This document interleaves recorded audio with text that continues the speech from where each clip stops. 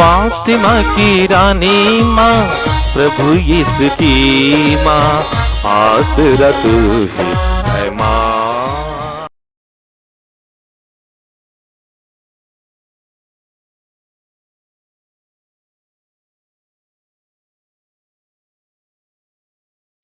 पहला पाठ सामुएल का दूसरा ग्रंथ, अध्याय 24, पद संख्या 2, 9 से 17 तक।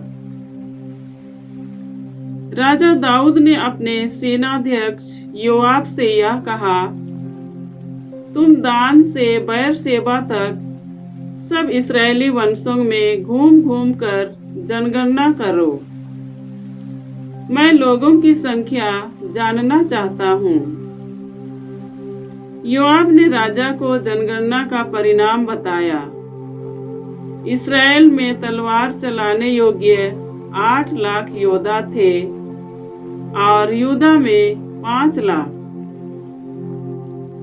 जनगणना के बाद दाऊद को पश्चाताप हुआ और उसने प्रभु से कहा, मैंने जनगणना कराकर घोर पाप किया है। हे प्रभु, अपने सेवक का पाप क्षमा कर। मैंने बड़ी मूर्खता का काम किया है। जब दाऊद दूसरे दिन प्रातः उठा तो दाऊद के दृष्टा नबी गाद को प्रभु की वाणी यह कहते हुए सुनाई पड़ी, दाऊद के पास जाकर कहो, प्रभु यह कहता है, मैं 3 बात तुम्हारे सामने रख रहा हूँ, उनमें एक को चुन लो। मैं उसी के द्वारा तुमको दंडित करूंगा। गाद ने दाऊद के पास आकर यह सूचना दी और पूछा, क्या तुम चाहते हो तुम्हारे राज्य में 7 वर्ष तक अकाल पड़े, अथवा तुम 3 महीनों तक पीछा करते हुए शत्रु के सामने भागते रहो, अथवा तुम्हारे देश में 3 दिनों तक महामारी का प्रकोप बना रहे? अच्छी तरह विचार कर बताओ कि मैं उसको जिसने मुझे भेजा है क्या उत्तर दूं? दाऊद ने गाद से कहा, मैं बड़ी असमंजस में हूँ। हम प्रभु के हाथों पड़ जाएं, क्योंकि उसकी दया बड़ी है, किंतु मैं मनुष्यों के हाथों ना पड़ूं। इसलिए प्रभु ने सवेरे से निर्धारित समय तक इस्राएल में महामारी भेजी और दान से बेरशेबा तक 70,000 लोग मर गए। जब प्रभु के दूत ने यरूशलेम का विनाश करने के लिए अपना हाथ उठाया तो प्रभु को विपत्ति देखकर दुख हुआ और उसने लोगों का संहार करने वाले दूत से कहा, बहुत हुआ, अब अपना हाथ रोक लो। प्रभु का दूत युबसी और अना के खलिहान के पास खड़ा था। जब दाऊद ने लोगों का संहार करने वाले दूत को देखा तो उसने प्रभु से यह कहा, मैंने ही पाप किया है, मैंने ही अपराध किया है। इन भेड़ों ने क्या किया है? तेरा हाथ मुझे और मेरे परिवार को दंडित करे। प्रभु की वाणी। ईश्वर को धन्यवाद। भजन अनुवाक्य। हे प्रभु, मेरा पाप क्षमा कर। हे प्रभु, मेरा पाप क्षमा कर। धन्य है वह जिसका अपराध क्षमा हुआ है, जिसका पाप मिट गया है। धन्य है वह जिसे ईश्वर दोषी नहीं मानता और जिसका मन निष्कपट है। अनुवाक्य, हे प्रभु मेरा पाप क्षमा कर। हे प्रभु मेरा पाप क्षमा कर। मैंने अपना अपराध स्वीकार किया, मैंने अपना दोष नहीं छिपाया। मैंने कहा, मैं प्रभु के सामने अपना अपराध स्वीकार करूंगा। तब तूने मेरा दोष मिटा दिया, तूने मेरा पाप क्षमा किया। अनुवाक्य, हे प्रभु मेरा पाप क्षमा कर। हे प्रभु मेरा पाप क्षमा कर। इसलिए संकट के समय हर एक भक्त तेरी दुहाई दे। बाढ़ कितनी ऊंची क्यों न उठ जाए, किंतु जलधारा उसे नहीं छू पाएगी। अनुवाक्य, हे प्रभु मेरा पाप क्षमा कर। हे प्रभु मेरा पाप क्षमा कर। हे प्रभु तू मेरा आश्रय है, तू मुझे संकट से बचाता और मुझे मुक्ति के गीत गाने देता है। अनुवाक्य, हे प्रभु मेरा पाप क्षमा कर। हे प्रभु मेरा पाप क्षमा कर। जय घोष। हालेलुया। प्रभु कहते हैं, मेरी भेड़ें मेरी आवाज पहचानती हैं, मैं उन्हें जानता हूँ और वे मेरा अनुसरण करती हैं। हालेलुया।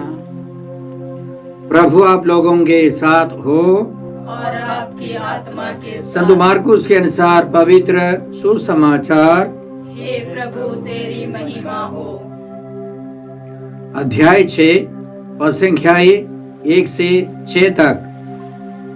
वहां से विदा होकर यीशु अपने शिष्यों के साथ अपना नगर आए।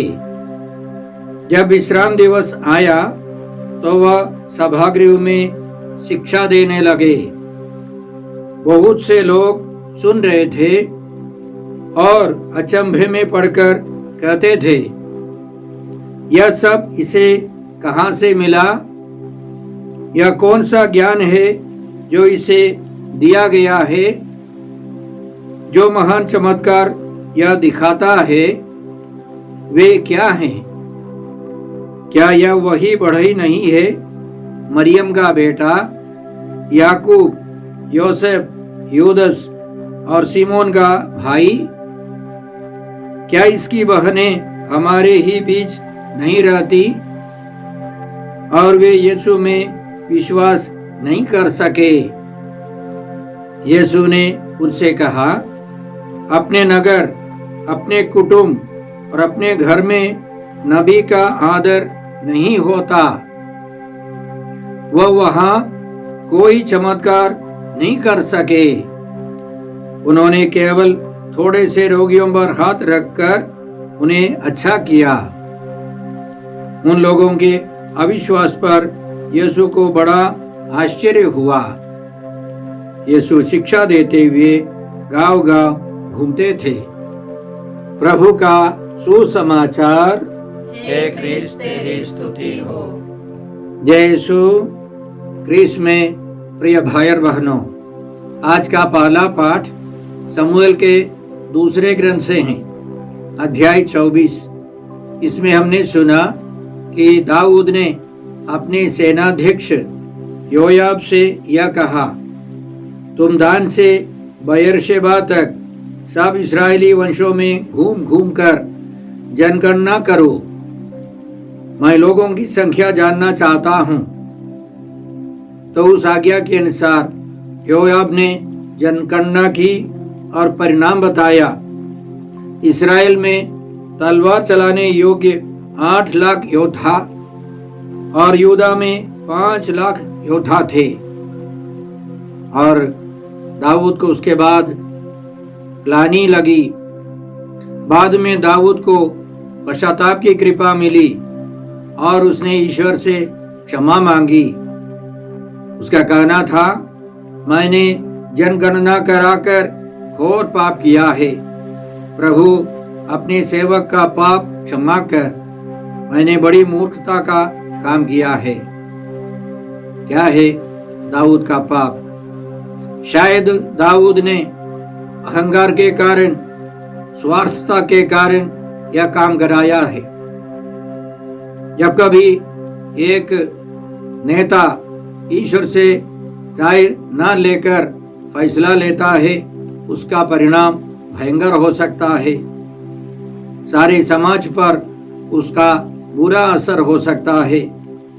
इसलिए ईश्वर ने नबी गाद को भेजकर यह सवाल किया, क्या तुम चाहते हो तुम्हारे राज्य में 7 वर्ष तक अकाल पड़े, अथवा तुम 3 महीनों तक पीछा करते हुए शत्रु के सामने भागते रहो, अथवा तुम्हारे देश में 3 दिनों तक महामारी का प्रकोप बना रहे। और दाऊद ने इस प्रकार उत्तर दिया, मैं बड़े असमंजस में हूँ। मैं प्रभु के हाथों पड़ जाए, क्योंकि उसकी दया बड़ी है, किंतु मैं मनुष्यों के हाथों ना पड़ूं। इसलिए प्रभु ने सवेरे से निर्धारित समय तक इस्राएल में महामारी भेजी और दान से बेयरशेबा तक 70,000 लोग मारे गए। उस महामारी के कारण 70,000 लोग मर गए। जब प्रभु के दूत ने यरूशलेम का विनाश करने के लिए अपना हाथ उठाया, तो प्रभु को विपत्ति देखकर दुख हुआ और उसने लोगों का संहार करने वाले दूत से कहा, बहुत हुआ, अब अपना हाथ रोक लो। इस प्रकार महामारी बंद हो गई और दाऊद ने पश्चाताप किया। आगे हमने सुना, प्रभु का दूत यबूसी ओरनान के खलिहान के पास खड़ा था। जब दाऊद ने लोगों का संहार करने वाले दूत को देखा, तो उसने प्रभु से यह कहा, मैंने ही पाप किया है, मैंने ही अपराध किया है। इन भेड़ों ने क्या किया है? तेरा हाथ मुझे और मेरे परिवार को दंडित करे। और दाऊद ने उस ओरनान के खलिहान को खरीद लिया बैलों के साथ। और हम लोग पढ़ते हैं अंतिम में, इस ग्रंथ के अंतिम में, दाऊद ने चांदी के 50 शेकेल में खलिहान और बैलों को मोल लिया।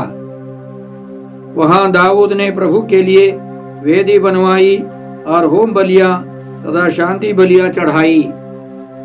प्रभु ने देश पर पुनः दया दृष्टि की और इस्राएल से महामारी जाती रही। बाइबल में खरीद बिक्री की कई कहानियां हैं। उदाहरण के लिए उत्पत्ति ग्रंथ अध्याय 37 और संख्या 28 में हम लोग इस प्रकार पढ़ते हैं, उस समय मिद्यानी व्यापारी उधर से निकले। उन्होंने यूसुफ को कुएं से निकाला और उसे चांदी के 20 सिक्कों में इस्माइलियों के हाथ बेच दिया और वे यूसुफ को मिस्र देश ले गए। इस्माइलियों ने यूसुफ को चांदी के 20 सिक्के से खरीद लिया और उसे मिस्र देश को फायदा हुआ। अब हमने सुना कि दाऊद ने ओरनान के खलिहान को 50 सिक्के देकर के खरीद लिया। उससे दाऊद और इस्राएलियों को फायदा हुआ। हम जानते हैं नए व्यवस्था में यूदस ने यीशु को 30 सिक्के में बेच दिया।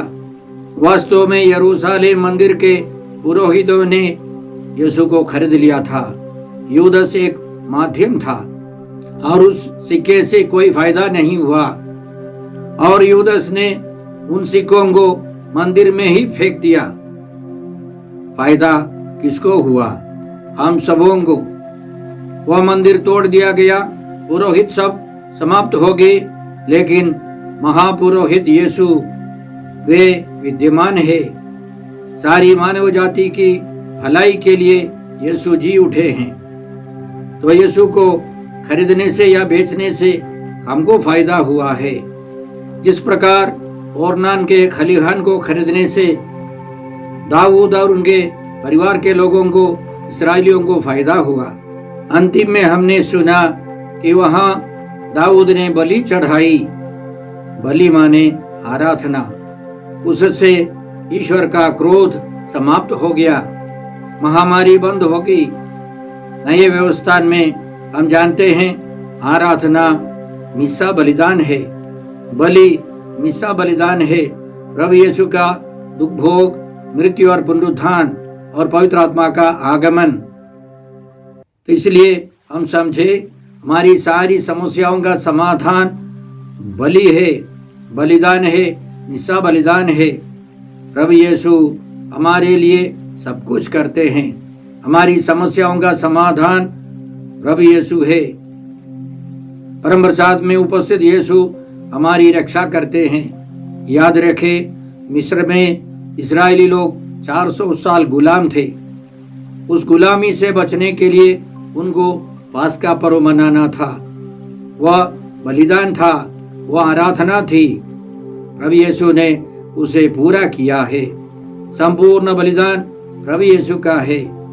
तो हम समझे हमारी सारी समस्याओं का समाधान मिसा बलिदान में हमारा प्रभु यीशु करेंगे। पुराने व्यवस्थान में दाऊद ने जो शुरू किया वह प्रभु यीशु ने पूरा किया है। आइए हम हर समस्याओं को लेकर मिसा बलिदान में भाग ले, योग्य रीति से प्रभु यीशु को ग्रहण करें। प्रभु हमारी रक्षा करते हैं। आज के सुसमाचार में हमने सुना कि प्रभु यीशु अपने नगर आए। वह नाजरत है, यहाँ उनका पालन पोषण हुआ था। और सभागृह में प्रवेश कर विश्राम के दिन उन्होंने उपदेश दिया, शिक्षा दी। और वहाँ के लोगों ने यीशु में विश्वास नहीं किया और उनका कहना था कि यीशु के भाई बहन उनके बीच में रहते हैं। वह वास्तव में यीशु के निजी भाई बहन नहीं है।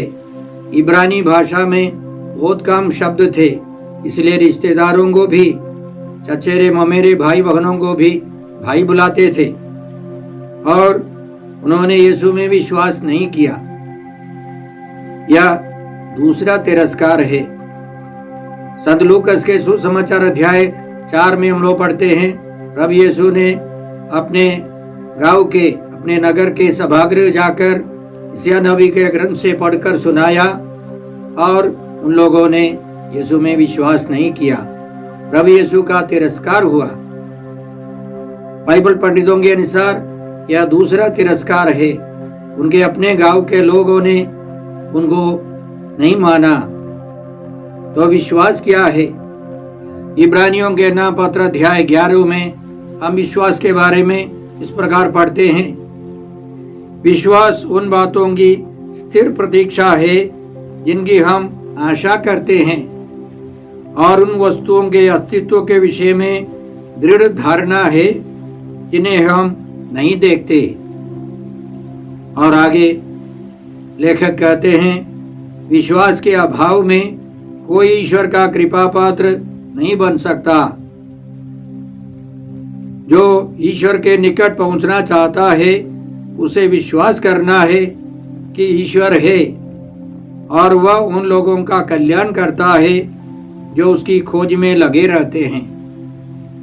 तो यह एक दृढ़ धारणा है, लेकिन उसे भी बढ़कर हम लोगों को यीशु समझाते हैं कि विश्वास करने वाले चमत्कार देखेंगे।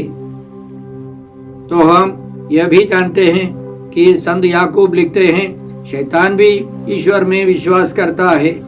उसको मालूम है ईश्वर है, ईश्वर में विश्वास करता है, लेकिन उस विश्वास के अनुसार शैतान काम नहीं करता है।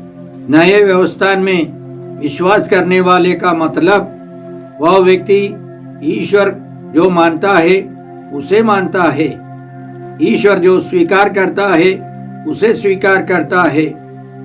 प्रभु यीशु जो समझते हैं, जो मानते हैं, उसको वह विश्वासी व्यक्ति मानेगा, स्वीकार करेगा।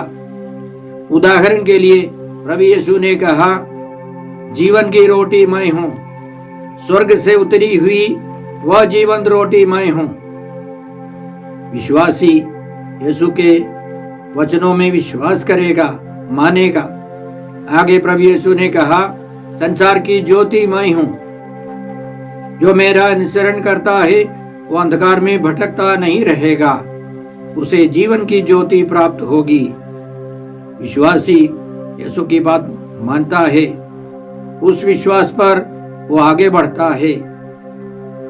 प्रभु यीशु ने बताया, भेड़शाला का द्वार मैं हूं, भला गडेरिया मैं हूं। और प्रभु ने कहा, पुनरुत्थान और जीवन मैं हूं। जो मुझ में विश्वास करता है वह मरने पर भी जीवित रहेगा। जो मुझ में विश्वास करते हुए जीता है वो कभी नहीं मरेगा। विश्वासी यीशु की बातों को स्वीकार करता है और उस विश्वास के अनुसार कार्य करता है। प्रभु यीशु ने कहा, मार्ग, सत्य और जीवन मैं हूं। मुझसे होकर गए बिना कोई पिता के पास नहीं आ सकता। फिर प्रभु का कहना है, मैं सच्ची दाखलता हूं और मेरा पिता बागवान है। मैं दाखलता हूं और तुम डालियां हो। मैं इसलिए आया हूं कि वे जीवन प्राप्त करे, परिपूर्ण जीवन प्राप्त करे। प्रभु यीशु जो मानते थे, स्वीकार करते थे, उनको हमें भी स्वीकार करना है, तभी हम विश्वासी बन सकते हैं। यह प्रभु यीशु ने उन लोगों को, नाजरत के लोगों को समझाया, वे मानने के लिए तैयार नहीं थे। इसलिए प्रभु यीशु को बहुत आश्चर्य हुआ और वहां प्रभु यीशु ने बहुत कम चमत्कार दिखाए। लेकिन प्रभु यीशु हार मानने वाले नहीं है। वे गांव-गांव घूमते थे और आगे बढ़ते हैं। उन्होंने 12 शिष्यों को भेजा ताकि वे सुसमाचार का प्रचार कर सके, प्रभु यीशु के लिए रास्ता तैयार करे और प्रभु में विश्वास करने वालों की संख्या बढ़ती जाए। अभी करोड़ों लोग प्रभु यीशु में विश्वास करते हैं। इसलिए हम प्रभु को धन्यवाद देकर प्रार्थना करते हैं कि हम भी सच्चे दिल से प्रभु यीशु को स्वीकार करें। उनकी बातों को, उनकी शिक्षाओं को, उनके महान कार्यों को हम अपनाते हैं और आगे बढ़े। हमारी प्रार्थना है कि हमारा विश्वास, प्रभु में हमारा विश्वास और गहरा हो जाए और विश्वास करने वालों की संख्या और बढ़ती जाए।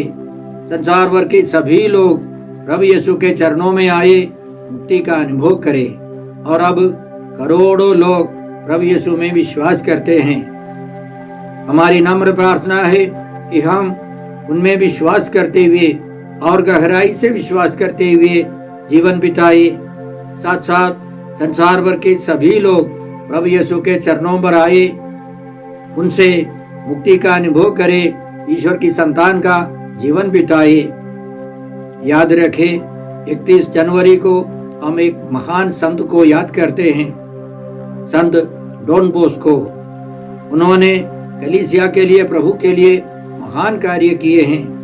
हम उनके द्वारा प्रार्थना करते हैं कि हम भी उनके समान प्रभु के लिए जीवन बिताए।